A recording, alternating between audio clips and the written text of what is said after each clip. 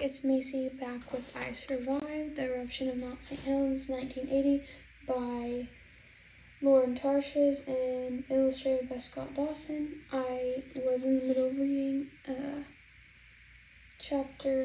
rest of chapter 15, 16, and the informational chapter at the end, and my phone died, so I'm going to finish reading that.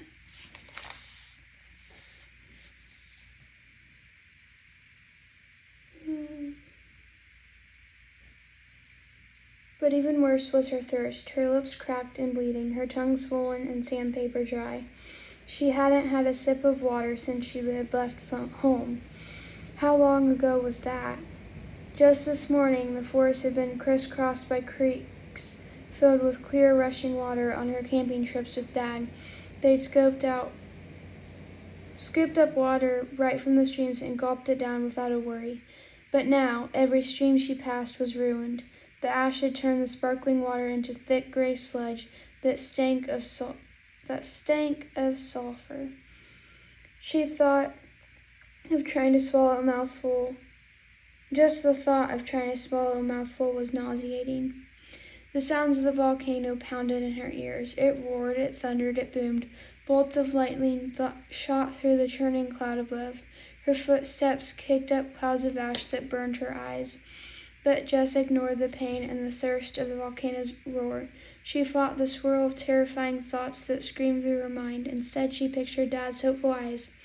She imagined her great-grandfather, Clive Marlowe, tramping up these very woods alone when he was just a few years older than Jess. She tried to hear Mom's voice, "Whatever happens, you and I will make it through." But what really kept her feet moving was Sam and Eddie. Her best friends for as long as Jess could remember. They'd been right there with her.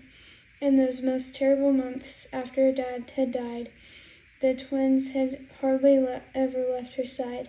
They'd even slept on the floor of her room. She pictured their freckled faces, imagined the feel of their hands. Jess stumbled for hours, for miles, she was sure. The parking lot was nowhere in sight, and she was afraid she might be walking in circles. Then she came to a big field, a place she'd never seen before. That's when she realized she was completely lost. She crouched down on the hot ashy ground, too exhausted to even cry. With every inch of her body ached, her lungs burned from the ash. She had never imagined that she could be so thirsty.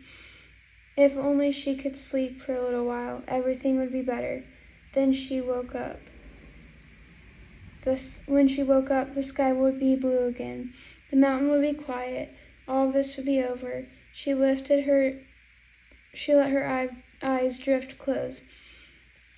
Then she had the feeling of letting go, of floating away. The pain and thundering noise faded. No! She forced herself to stand up. What was she thinking? She had to keep going. She had to find help for the twins. She could not give up. And that's when she noticed a new sound. Not a roar, boom, or whoosh. Thwack, thwack, thwack, thwack. A helicopter. Jess leaped to her feet and searched the sky, and there it was, a yellow chopper flying in circles. She jumped up and waved. Hey, hey, here I am! But of course they couldn't hear her. She was so covered with ash, she was just another speck of the endless ash sea. How could they see her? The helicopter disappeared, and then it circled back a minute later. Jess jumped up and waved, but it flew away again. The pilot could not see her. What could Jess do? How could she get their attention before they flew away? Then it came to her. She found a big branch snapped off a stick covered with leaves. She used it to sweep the ground around her to create a huge cloud of ash that rose up like a smoke signal. Then she ran out in front of it, waving her arms. The helicopter slowed. It swooped down a bit and hovered over her. A man leaned out and waved. He shouted through a bullhorn. "We're coming down for you." The wave of release almost knocked Jess to the ground. The thwack, thwack, thwack, thwack got louder and louder until it drowned out the sound of the volcano. The wind from the propeller picked up so much ash that Jess could barely see, but moments later a man in an bright orange vest appeared out of the cloud. He knelt down. "You okay?" he shouted. Jess didn't answer for a second. Then she nodded. She was okay. He helped Jess up and started to lead her to the chopper. "No," she cried. "I can't leave my friends here. They're hurt. We've got to get them."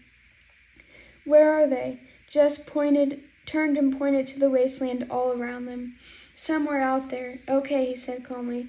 "Let's get up into the air. You're going to help us find them." So minutes later, Jess was strapped into the back seat of a 4-seat helicopter.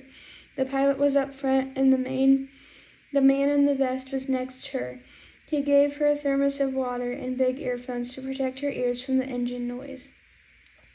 She looked out the window, combing the ground with her eyes, but everything looked the same. Ash-covered trees as far as she could see. The air was filled with smoke. It was almost impossible to see anything. How could they ever spot the twins? But then Jess saw it, a flash of red, her sweatshirt. Her heart leaped up. "There!" Jess cried. "There they are!" The man tapped the pilot's shoulder and pointed down. The helicopter swooped around and headed for the twins. She had found them. I'm going to take a drink, but we're getting ready to be on chapter 16.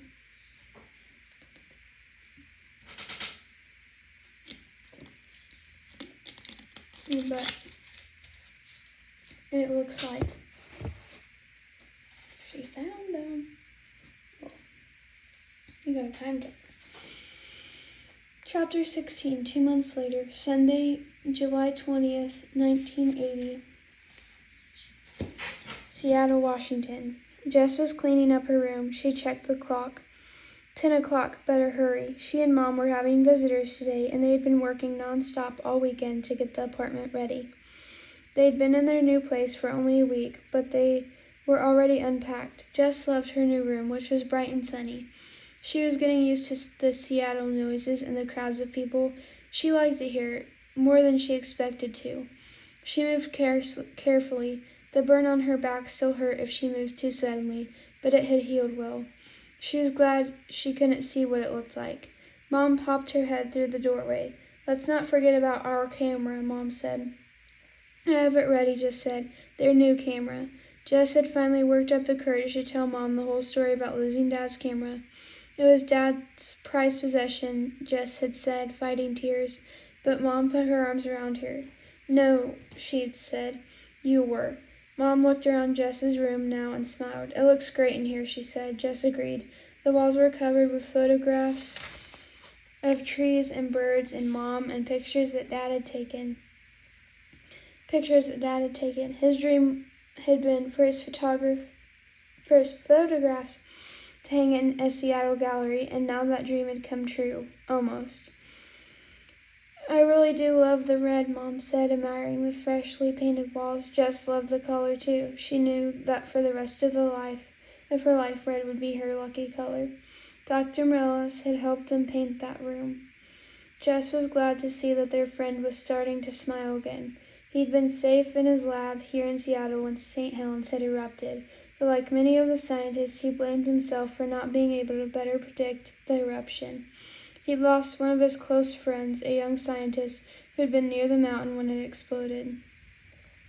That man was one of 57 people who died in the eruption. Some of the people were killed instantly in the pyroclastic surge and a blast of rock and ash. Others died in the floods and mudslides that raced down the mountain in the hours afterwards. Dr. Morales had been right when he predicted that Mount St. Helens would erupt with terrible violence, but not even he had imagined just how powerful the eruption would be. It was one of the most powerful in history, more explosive than even Pele. The entire front of the mountain shattered. Millions of tons of rock and ice and volcanic debris crashed down the mountain. The pyroclastic surge instantly destroyed everything within its 5-mile path. If Jess and the twins had been much closer, they would not have escaped with their lives. A mudslide went down the mountain, picking up trees and logs and trucks and houses and bridges. The downtown of Cedar was spared, but some of the people lost their homes, including Missy. She and her family were with relatives in Iowa now. Jess was thinking about writing to her. She wanted to tell Missy the news. That skeleton woman really did exist, in a way. Jess had discovered this about a month after the eruption. By then, Jess's burn had mostly healed, and her mom had been helping serve meals at a shelter for people who lost their homes. There was another volunteer working that day, an older woman with a long gray braid and bright blue eyes. "I know you," the woman said to Jess with a smile, and Jess remembered her. She was the woman with the white pickup who they'd seen in the Loomis Lake parking lot the day of that earthquake. Her name was Gretchen Livingston. She worked for a group that had been trying to save the big old trees near Loomis Lake. Gretchen and Mom had hit it off, and a few nights later at Clyde's, Gretchen had told Mom and Jess her secret, that she was Skeleton Woman. "What?" Jess had gasped. Gretchen smiled shyly. "For years, our group had been trying to find ways to stop the lumber company from chopping down those old, beautiful trees," she explained. "But nothing we did worked, and finally the company was going to cut them all down. I was ready to give up, but one day I was at the restaurant over in Cougar, that town across the valley. I overheard some loggers in the booth behind me. They were talking about the old Skeleton Woman legend. Of course I heard that story when I was a kid." "Me too," Mom said. The men were spooked by the story. I guess the old witch was supposed to live near Loomis Lake, that old growth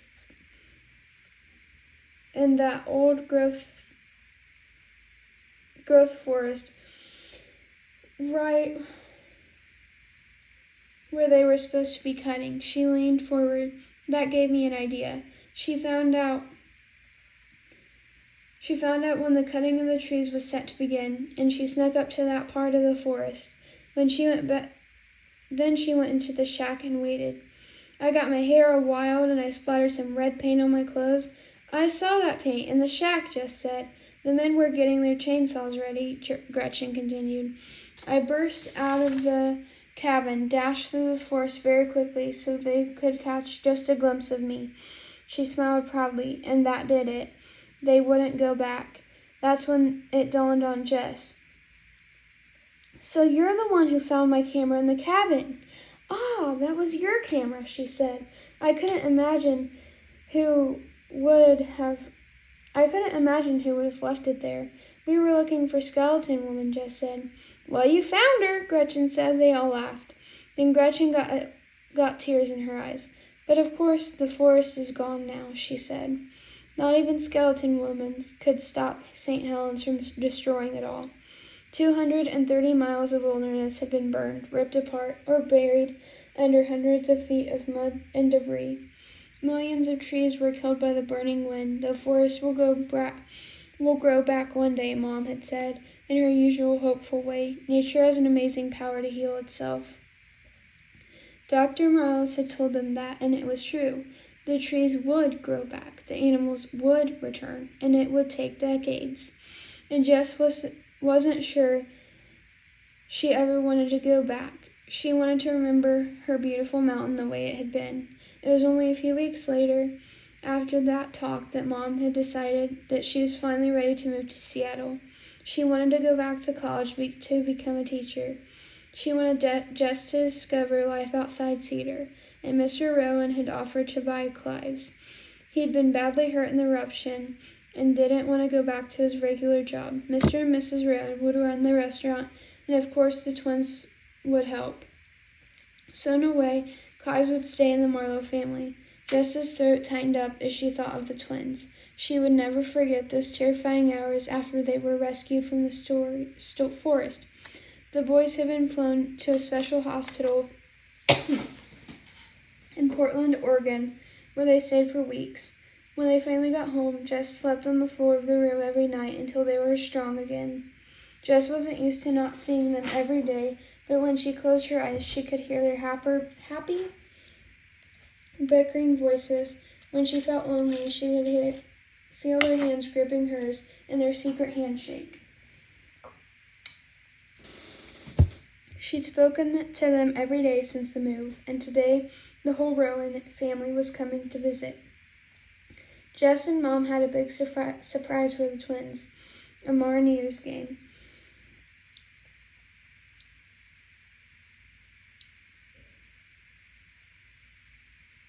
Just a few minutes later, the doorbell rang. Jess rushed to the door. She flung it open, and there they were, Sam and Eddie, 2 buzz-cut heads, 4 smiling green eyes, and 10,000 freckles. 4 strong arms grabbed hold of her. 3 hearts pounded with happiness. It was a long time before they'd let each other go.